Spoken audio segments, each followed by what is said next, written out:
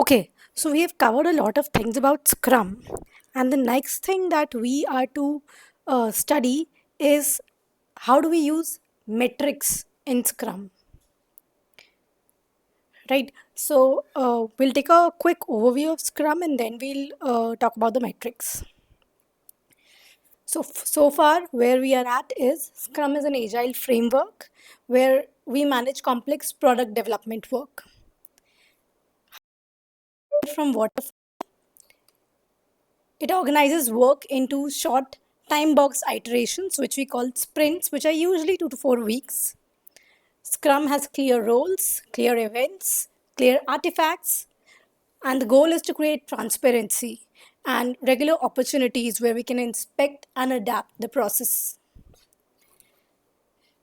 I've given a diagram of the framework here.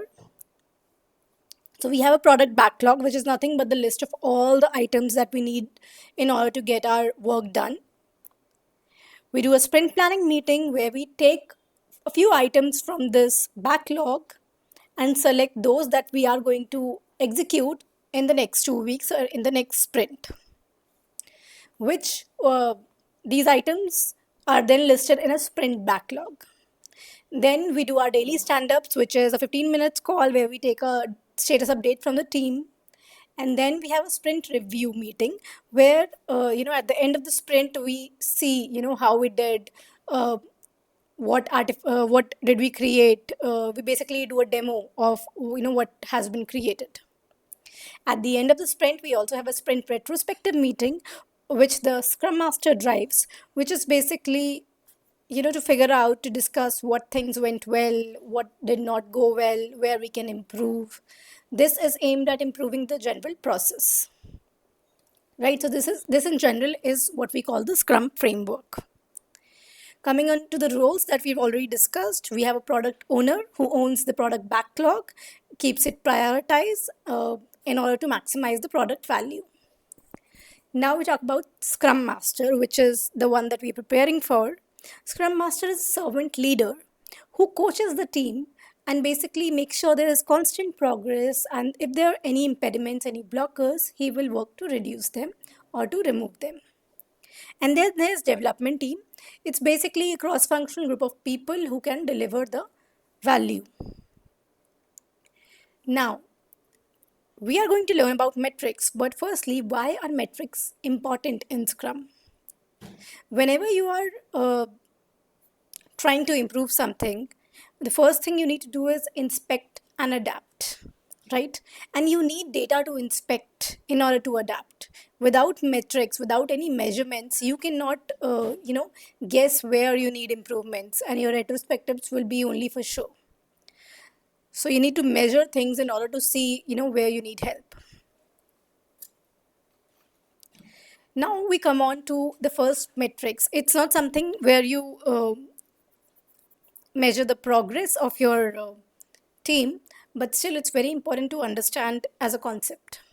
So when we talk about user story points, it is a unit of measure of how complex a story is, right?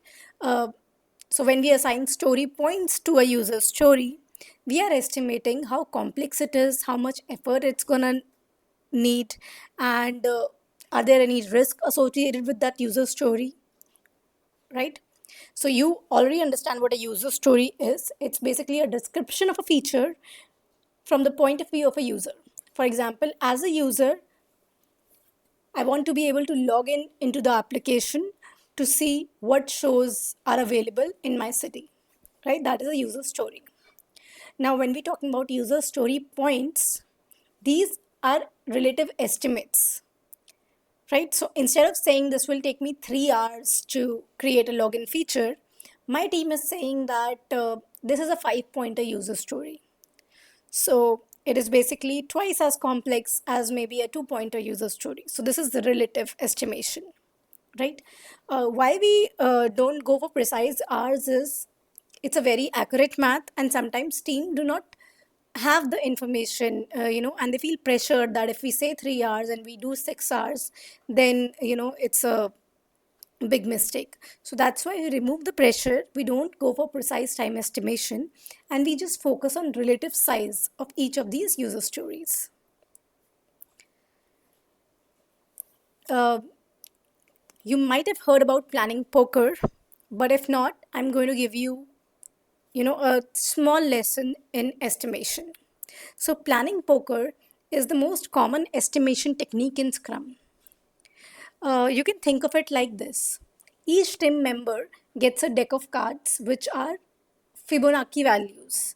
Fibonacci values, if you know, would be something like this sequence, where first number is 1, and then the second number is 1 plus 1, 2. The third number is 1 plus 2, 3. So every number would be the sum of the two predecessors. So that's the Fibonacci series. And we get a deck of cards with Fibonacci values. So, in planning poker, the first thing will be the product owner will read out a user story, right? Team members will, discuss the user story, try to understand it, and then each member will select their estimates for that particular user story. Now, if the estimates differ widely, for example, I think it's a 1 pointer and you think it's a 8 pointer, then we need to discuss, why an 8 pointer, why a 1 pointer. And basically, after all that discussion, team should agree to one number that, this user story seems to be a 3 pointer, right? So this process continues until a consensus is reached, and this process is repeated for each user story, right? So as I was saying in my example, as a user, I want to log in with my email and password so I can access my account. Let's say that is my user story. Now, developer A might think it's a 3 pointer user story because it's very straightforward. But developer B might think there is an 8 pointer, right? Now, you as a Scrum Master would need to drive that discussion on why these are differing so much. Maybe the second developer had considered, imbibing security into it, token handling, error state. So that's why he is saying that it's a complex point. Another developer might think it's a 5 pointer because he mentions that we can use OAuth, which can reduce some of our work. So the team can discuss, and maybe after all that, they might agree to a 6 pointer, an 8 pointer, right? But without discussion, the complexity would never have been discussed, and the team would have missed their mark. So that's why it's very important to discuss everything, right? Now, there are some factors which you can consider to discuss, the complexity of a user story. The first thing is how technically hard is your user story? Is there a new technology involved? Have you already done this kind of a work before? That sums up the complexity. Then there is effort also. How much work do you need to do in order to get the user story done? How many people are involved? And then there is uncertainty or risks, like how many unknowns are there? Is there independencies? Do we have clear requirements? So those kind of things we also need to keep in mind, right? So again, you do not estimate in hours and then you convert to story points. That will just make you redundant. It's always better to estimate in story points only, because we are going for relative sizing here. Okay, so user story points is one way to measure the complexity of user stories. Now we talk about a metric which is widely used to measure the progress of your team.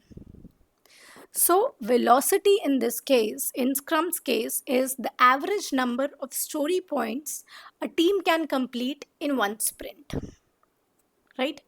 This is basically used to forecast by product owners how much work can fit in future sprints. So for example, in sprint 1 I have done 30 points, sprint 2 my team has done 40 points, in sprint 3 they have done 35 points.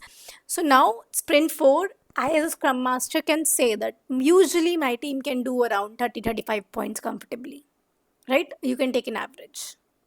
So the total story points completed in one sprint is the velocity, right?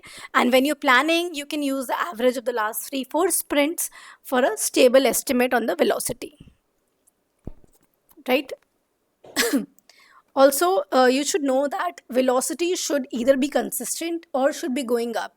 If it is going down per sprint, that means there's something wrong and you need to reassess what's wrong and you need to change some things. And that's why it's very important to track the velocity of your teams, right? Um, if you need to plan your releases, then also velocity can play a very important part. For example, uh, as I said, my team has an average velocity of 35 points per sprint, right? And right now, my product backlog contains stories worth around 350 points. So I can, on average, say that my work might be completed in around 10 sprints, right? And when I say 10 sprints, each sprint is 2 weeks. So I can say in 20 weeks, 5 months, I can get the entire product backlog to zero, right? Of course, this is an estimate and things might go wrong and this might extend beyond that. But again, for my purposes of estimation, I can use these values, right? So your velocity should always be stable or it should be gradually increasing. That means the team is improving slightly every sprint. But if there is a sudden drop or there's highly erratic velocity, like sometimes it's very low velocity, sometimes it's very high, that means you're not estimating it correctly, and that means you need to revisit some of your processes, right? So that's how velocity helps you in your planning. Now we look at certain graphical representations. First up being the burn down chart.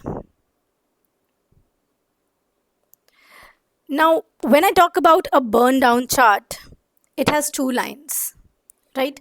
There is an ideal line and then there is a diagonal line as well.